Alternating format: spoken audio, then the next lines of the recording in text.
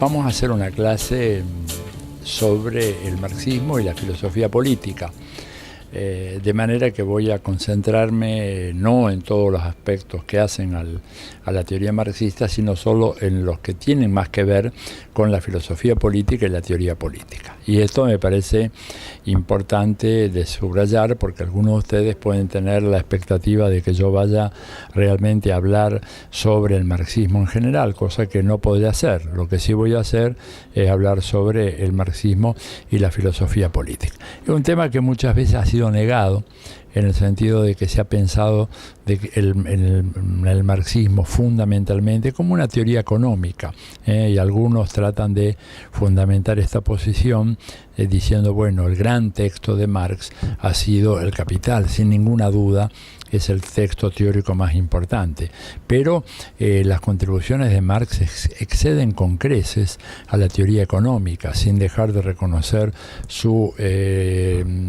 contribución fundamental, iba a decir capital, ¿verdad?, por su libro, El Capital, precisamente, a la teoría económica, pero no son menores los aportes que Marx ha hecho a la filosofía política y al estudio de la ciencia política en general. Digo, la filosofía política como un saber mucho más orientado hacia la identificación de escenarios sobre la buena sociedad, o sea, un modelo normativo de lo que debe ser la buena sociedad, y la sociología política o la ciencia política como una descripción y análisis de procesos políticos reales, existentes, concretos. Y en ambos casos Marx ha hecho contribuciones muy importantes. Pero tal vez antes de entrar en ese terreno, sería bueno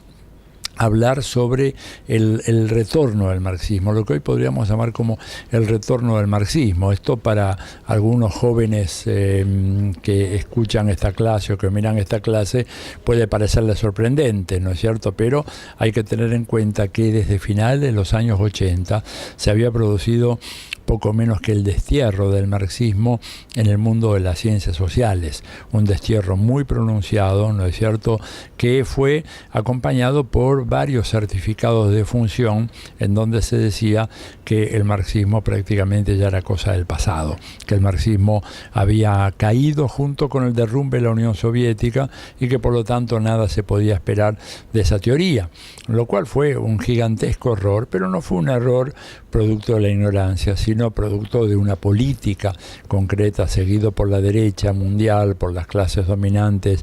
del imperio, que se esmeran en tratar de quitarles méritos al marxismo, porque saben de que el marxismo es un instrumento insustituible para el análisis de la sociedad capitalista, y por lo tanto todo lo que desaliente el estudio del marxismo para ellos siempre constituye un atractivo muy muy fuerte. Pero como os decía recién, el marxismo ese que estuvo prácticamente durante 20 años sepultado bajo una hojarasca de bibliografías que anunciaban el fin de las ideologías, el fin de la lucha de clases, la crisis del marxismo anunciada por enésima vez. Hay que decir que esto no es nuevo, que ya desde la época de la Primera Guerra Mundial se hablaba de la crisis del marxismo y se volvió a hablar en los años 30 y se habló justamente a principios de la década de los 50 y bueno, nuevamente en los años 80 del siglo pasado, sobre todo en los 90, ya se llegó a la idea de que el marxismo había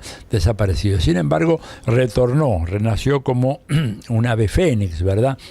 ¿Y por qué? Yo creo que hay dos elementos fundamentales. Primero, porque el capitalismo siguió siendo el capitalismo. Y en la medida en que el capitalismo siga siendo el capitalismo, cualquiera que sean los apelativos o los adjetivos calificativos que se le pongan a este elemento sustancial que es el capitalismo, los problemas clásicos del capitalismo siguen presentes. La explotación, la opresión, la depredación de la naturaleza, ¿verdad?,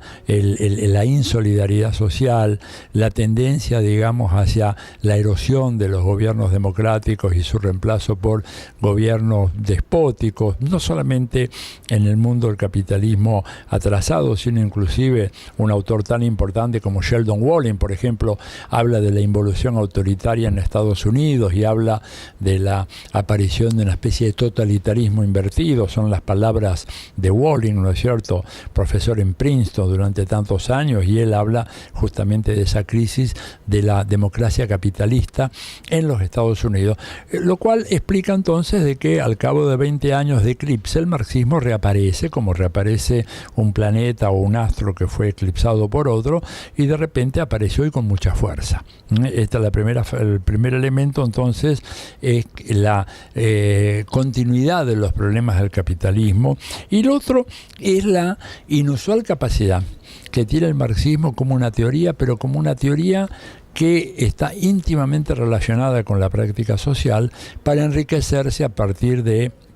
los avances en el proceso histórico, los avances, las luchas, y también, ¿por qué no?, enriquecerse a partir del análisis crítico de los retrocesos. No hay que pensar en el marxismo solamente como una como una teoría del auge de la lucha de clases y del avance de los movimientos populares, pero también como una teorización que tiene relación con los retrocesos, las derrotas, los fracasos en los movimientos populares. Dicho todo esto, entonces uno diría, bueno, muy bien, ¿por qué es tan importante el marxismo? ¿Por qué es tan importante el pensamiento filosófico político del marxismo? Bueno, en primer lugar, porque nos da una imagen más correcta, ¿no es cierto? Por no decir la imagen correcta, asumiendo de que evidentemente el marxismo como teoría científica no es el depositario de toda la verdad, pero sí que sin el análisis marxista de la sociedad capitalista, ese análisis está insanablemente equivocado. En otras palabras, si estamos en el capitalismo, el análisis marxista sigue siendo un aporte absolutamente insustituible para el análisis de esta sociedad. Y ahí es donde Marx, ¿no es cierto?, y Engels, porque cuando hablamos de marxismo estamos hablando, en este caso particular, estamos hablando de los fundadores, de Marx y Engels. No voy a hablar de la obra continuada, ¿no es cierto?, por otros pensadores marxistas y otros grandes revolucionarios como Lenin, ¿no es cierto?, como Trotsky, como Rosa Luxemburgo, como Gramsci, inclusive llegando más recientemente hasta Mao, ¿no es cierto?, y el pensamiento marxista latinoamericano de Mariátegui, el Che Guevara y a Fidel, ¿no es cierto? Estoy hablando básicamente de los fundadores. En el análisis de los fundadores del materialismo histórico ya hay una aportación fundamental en el campo de la filosofía política. ¿Cuál es? La recuperación de la idea de la buena sociedad, que había sido dejado de lado durante mucho tiempo, sobre todo cuando la filosofía política a principios del siglo, y sobre todo después de la década del 30 del siglo, estoy hablando del siglo XX, perdón, ¿verdad?, el siglo pasado,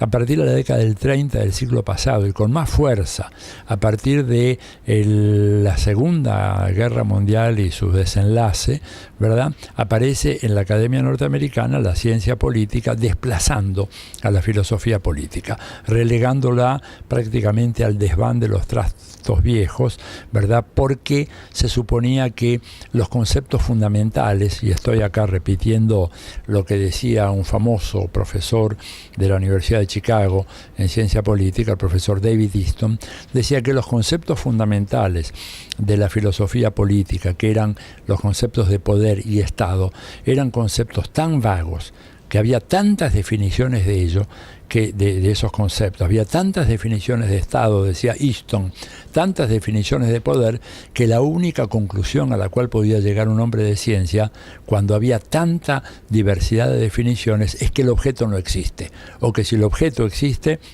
el objeto es irrelevante, y que por lo tanto el estudio de fenómenos como el poder y el estudio del Estado eran estudios que realmente eran superfluos, porque lo más importante era estudiar ya los comportamientos políticos, la famosa revolución behavioralista o conductista en los Estados Unidos, ¿no es cierto?, que desalojó a todo ese pensamiento filosófico tradicional que arranca desde Platón, ¿no es cierto?, hasta acá.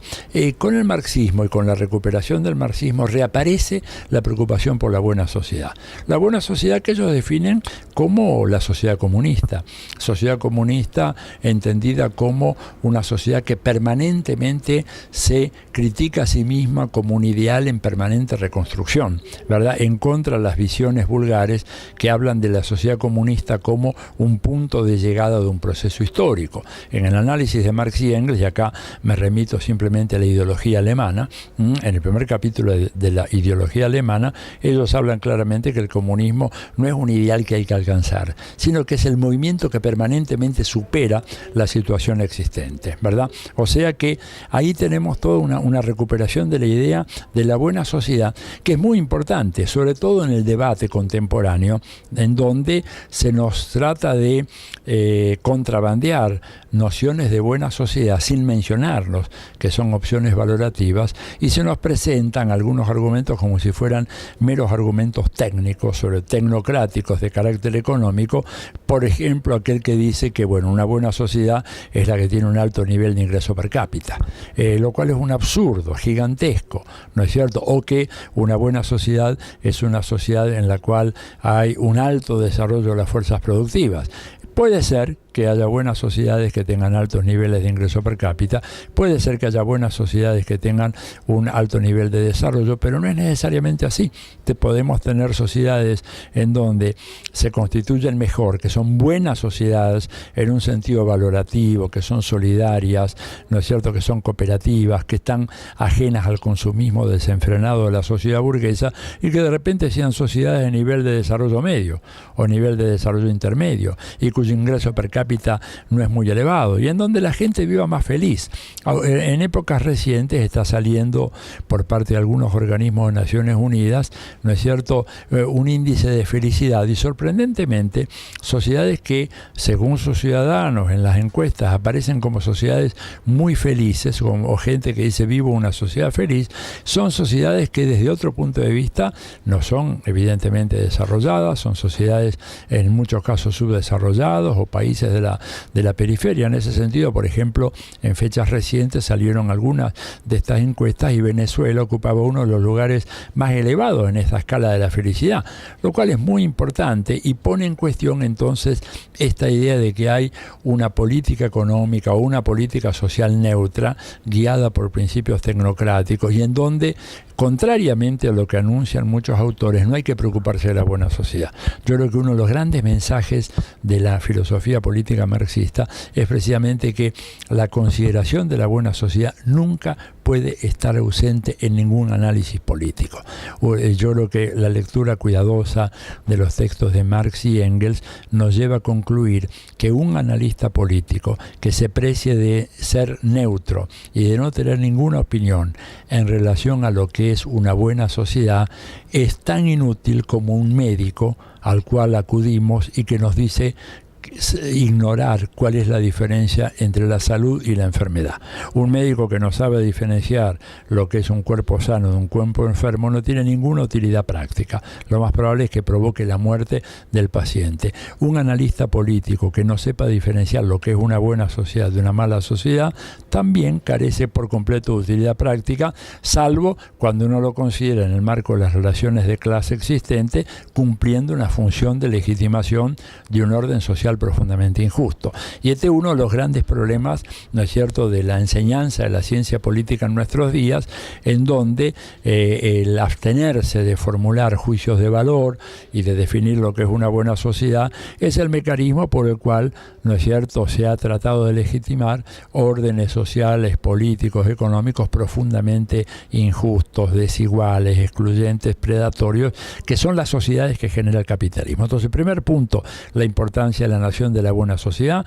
La buena sociedad es la sociedad comunista. La sociedad comunista no es una etapa, sino que es una sociedad en permanente autocrítica y permanente, por eso mismo, superación. Y en segundo lugar, un elemento muy importante es la teoría política que plantea, digamos, la extinción del Estado y el carácter de clase del Estado. En el análisis marxista, el Estado siempre es un Estado que representa la dominación de una clase. Mientras haya clases sociales, va a haber Estado. Inclusive, en el periodo de la transición, ¿no es cierto?, postcapitalista, una transición siempre muy difícil, porque en un mundo dominado por el capitalismo, los procesos revolucionarios, los procesos de transición, transición están permanentemente acosados por los poderes dominantes, por los aliados del imperio, por el imperialismo estadounidense y sus aliados, lo cual hace imposible avanzar tan rápido como se quisiera en el proceso de transformación del Estado. Marx y Engels decían, ¿verdad?,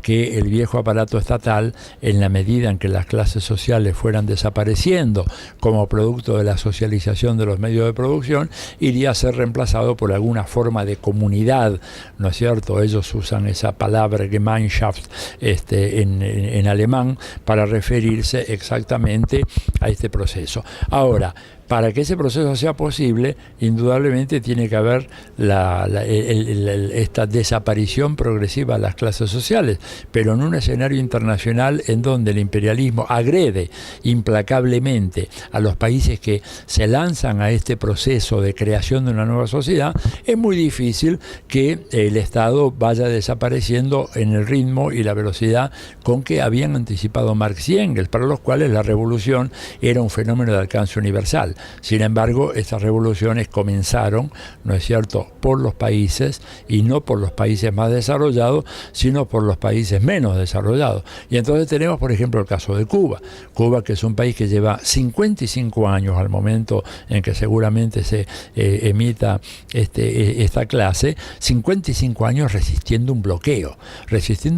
que exige una derivación enorme de recursos financieros, presupuestarios de Cuba hacia el fortalecimiento de su aparato militar, porque seamos claros, si Cuba no tuviera un sistema de defensa altamente desarrollado, Estados Unidos la habría invadido como hizo con muchos otros países. Lo que pasa es que el costo de ocupar Cuba, según algunas estimaciones de la CIA, digo ocupar, no destruir desde el aire se puede hacer muy fácilmente en una semana, ¿verdad? La capacidad de destrucción de las Fuerzas Armadas de Estados Unidos es enorme, pero luego hay que ocupar la isla. Bueno, el costo, según estudios y proyecciones de la propia CIA, hablan de que son por lo menos 30.000 bajas de los marines o de las fuerzas de ocupación norteamericanas, producto de que Cuba es una sociedad que desarrolló un sistema de defensa altamente sofisticado, teniendo en cuenta la amenaza permanente de Estados Unidos. Y en ese contexto, por lo tanto, el tema de la extinción progresiva del Estado se pone en duda, porque resulta que hay que fortalecer el Estado y el aparato militar, y porque el bloqueo económico exige mayor capacidad de intervención del Estado en todos los órdenes. Entonces, el marxismo ahí nos permite explicar por qué, en el marco de una lucha internacional de clases, este proceso de transición al socialismo se hace tan largo, se hace tan lento, se hace tan complicado como lo que estamos viendo, y nos permite entender también, porque procesos de transformación como los que están teniendo lugar en Venezuela, Bolivia, Ecuador, países que están orientados, ¿no es cierto?, hacia la construcción de un socialismo de nuevo tipo, llamémosle socialismo bolivariano o socialismo del siglo XXI, tropiezan con enormes dificultades: el sabotaje externo, la complicidad de los actores locales, el cerco mediático del que hablaba el presidente Hugo Chávez y tantas cosas más. Digo, el marxismo, desde el punto de vista de la teoría política y de la teoría del Estado, nos da algunos elementos para entender esto, y además para subrayar la importancia absolutamente central que tiene el Estado en los procesos de transición. Digo esto en contra de algunas versiones que han tenido un éxito muy grande muchas veces, en donde se nos exhortaba a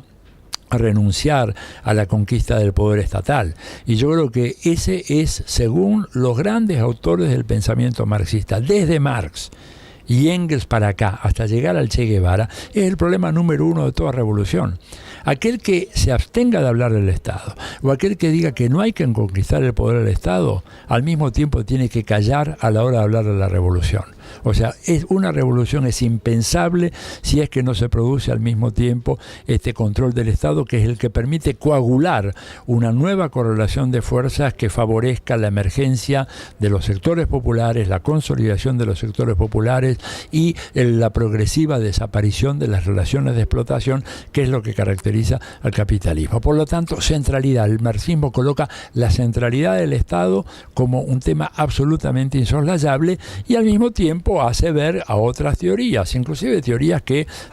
tienen planteamientos teóricamente de izquierda, el caso de las teorías del imperio desarrolladas por Michael Hart y Antonio Negri, ¿no es cierto?, como teorías que están completamente desfasadas en relación al mundo real. Si algo ha demostrado el capitalismo contemporáneo es que se estatizó más que nunca antes en su historia. El capitalismo hoy, tanto en el mundo desarrollado, tanto en gobiernos que se ufanan de su talante neoliberal y de su prédica promercado, ha desarrollado formidables aparatos estatales. ¿Por qué? Porque cada vez es más necesaria la reproducción del capitalismo, para la reproducción del capitalismo tener un Estado fuerte, debido a que con la profundización de los clivajes sociales, con la intensificación de los mecanismos de explotación, las amenazas de sectores populares que pueden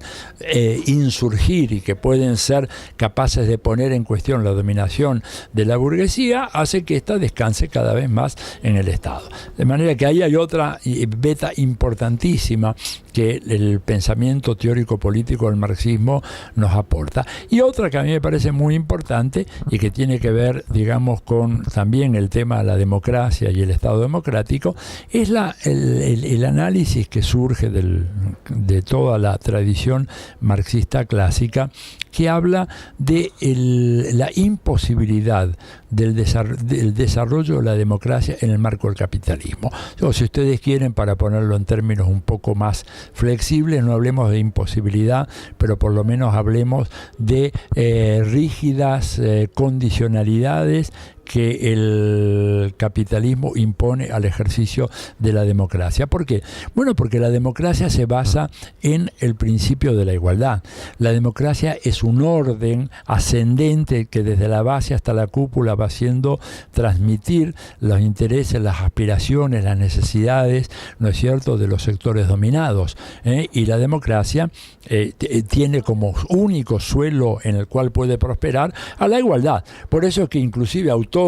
tan poco amigos del marxismo, de la izquierda, como el propio Alexis de Tocqueville, el gran pensador del conservadurismo liberal francés de mediados del siglo XIX, decía que el rasgo distintivo de la democracia es la igualdad, ¿no es cierto? Y eso es algo fundamental para el análisis marxista. Pero ¿qué pasa? En el marxismo lo que se nos dice es que la sociedad capitalista se funda en una desigualdad estructural de origen que no puede ser superada, por más de que haya esfuerzos de diferente tipo, y es la desigualdad que coloca en un lado a los sectores que son los propietarios de los medios de producción y en el otro a los sectores que son los propietarios tan solo de su fuerza de trabajo. Esa desigualdad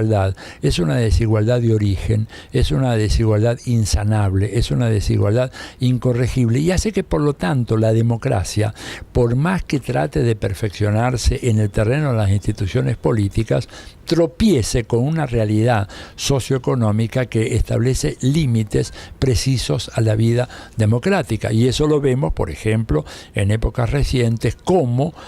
a la hora de que las democracias tengan que tomar decisiones acerca de ajustes presupuestarios, recortes u cuestiones relativas al reordenamiento de la vida económica, invariablemente esas políticas tienden a descargar su peso sobre los sectores asalariados. Y como por ejemplo vemos también reiteradas ocasiones cuando la opinión pública, por ejemplo, se manifiesta en contra de la guerra. Uno de los casos más flagrantes fue el caso de la guerra de Irak, en donde en el año 2003 Estados Unidos decide invadir a Irak y solicita la colaboración del gobierno de España, en ese momento presidido por el Partido Popular con José María Aznar. Bueno, las encuestas de opinión pública española decían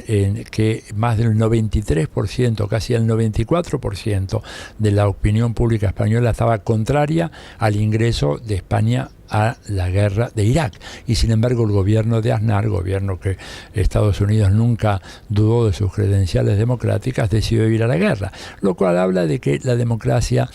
bajo el capitalismo no puede ocultar que en el fondo lo importante es la preservación del capitalismo, del régimen de acumulación, y que la democracia es un adjetivo. Por eso yo en diversos escritos, ¿no es cierto?, he planteado la necesidad de hablar ya no de una democracia capitalista, sino de capitalismos democráticos. ¿Por qué? Porque al hablar de capitalismo democrático estamos diciendo que lo esencial es el capitalismo y que lo democrático es un aditamento, es un adjetivo que se puede sacar o no sacar. Quien dijo esto de una manera brutalmente franca fue Friedrich von Hayek, cuando visitó Chile a los comienzos de la dictadura de Pinochet, ¿no es cierto?, en los años 70 del siglo pasado, cuando él dijo de que, bueno, la supresión de las libertades democráticas, de las libertades públicas, no era lo más deseable, pero en la medida en que se fortalecieran las libertades de mercado, había que tolerar la transitoria supresión de las libertades políticas. En otras palabras, sacrificar la democracia en el altar del mercado, y este hombre, von Hayek, para justificar esa opción profundamente antidemocrática, decía que en el fondo el juego de las instituciones del mercado generarían posteriormente el margen de acción como para hacer que la democracia volviera a instaurarse en Chile. Lo cierto es que esto no ocurrió, que lo de Hayek fue una legitimación de un gobierno despótico que cobró miles de vidas y produjo enormes migraciones de poblaciones que tuvieron que huir de la dictadura fascista en Chile, pero que reflejó de manera muy clara que en el pensamiento liberal, y esta es otra contribución importante del marxismo, en el pensamiento liberal no hay, ¿no es cierto?, una opción por la democracia. El pensamiento político del liberal,